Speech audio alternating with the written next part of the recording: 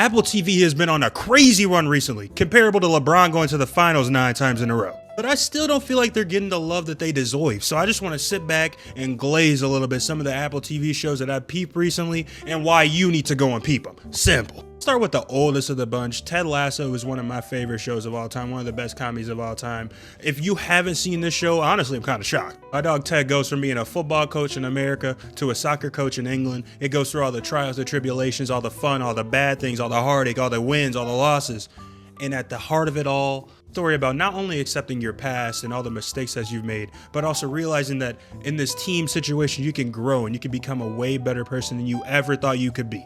And that goes to show for a lot of people in the show. Next, I gotta talk about the one that everybody's seen, I know for sure, Severance. I'm not gonna spend too much time on Severance. I've glazed the show enough. Season 1, 10 out of 10. Season 2, 9.9 out of 10. That's how good this show is. That's the level of good we're talking about. Shout out to Ben Stiller, man. It still shocks me to this day knowing that he's one of the main people working on this. Shout out Adam Scott. This is one of the best shows out to this day. If you haven't seen this, you might not fuck with Apple TV whatsoever. This is probably my personal favorite out of all the Apple TV shows. Silo, it's got such an interesting, different type of vibe to it, and I love it so damn much. It follows Rebecca Ferguson as the sheriff of this silo that's been underground for the last hundreds of years that we don't know what the hell happened. All we know is the earth went to shit, everyone had to live in silos, and now you got some people here and there in the silos like, what the fuck went on? Why are we still living in these silos? Can we go outside? It's got the mystery aspects. It's got the thriller aspects. It's got a little bit of comedy, a little bit of action, but it's really, really hammering on that thriller sci-fi aspect of it. And I feel like it nails it. Season 1 left off on a crazy cliffhanger. Season 2 left off on an even crazier cliffhanger. I can't wait for season 3 and hopefully a season 4. Breaking is another one of those niche Apple TV shows that they got that I feel like if you really like comedies, especially the therapy type of comedies, this is right for you. I ain't gonna sit here and tell y'all that I watched all of it because I haven't. I've seen a few episodes of the first season. I thought it was pretty enjoyable. I thought it was something that I could definitely go back onto. And I think that some people that really like that type of comedy will like it even more than me. You feel what I'm saying? I've also given this show a lot of praise, a lot of glaze recently, the praise and glaze combo.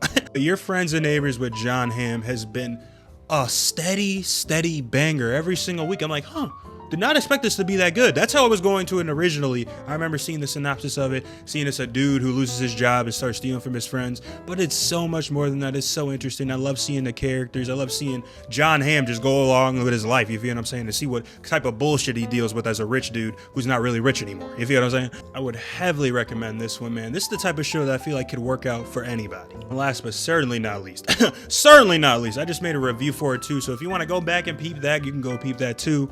But The Studio is one of my favorite shows that dropped this year, bro. Trust me, I know I've glazed this show enough. I'll just stop and say that Seth Rogen is one of the best actors of our generation, period. And that goes without me mentioning some of the other shows that they dropped, which I do kind of feel like are a little bit more niche.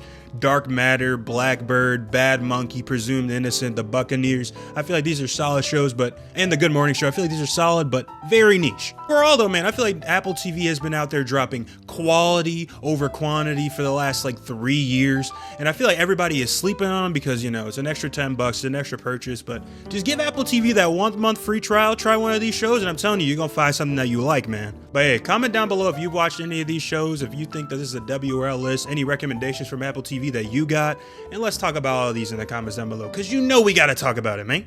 Simple.